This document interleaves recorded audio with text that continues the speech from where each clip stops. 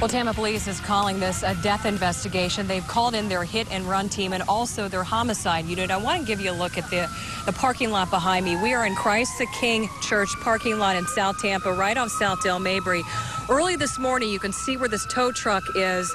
A parishioner arrived around 5:30 a.m. and they found a body underneath a car, a white Toyota Corolla, underneath the awning here, right at the front of the church. Now, they called, and a maintenance man was actually the one who went and looked and discovered that body. Now, forensics spent all morning in this parking lot, and Kim's going to pan left here and show you. Just around the corner here, there are a lot of scattered belongings.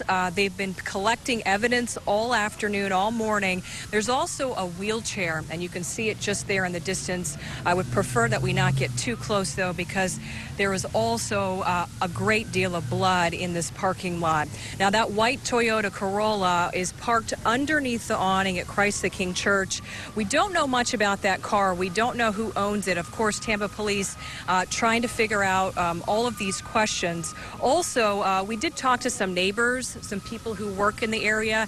They did tell us there is a homeless man in a wheelchair who does hang out in this parking lot quite a bit. There is no confirmation if he is the victim at this point. Again, something that Tampa Police are looking into. They have not ID'd the body, and this is a developing story. We'll bring you more when we have it. We're live in South Tampa. I'm Carson Chambers, ABC Action News.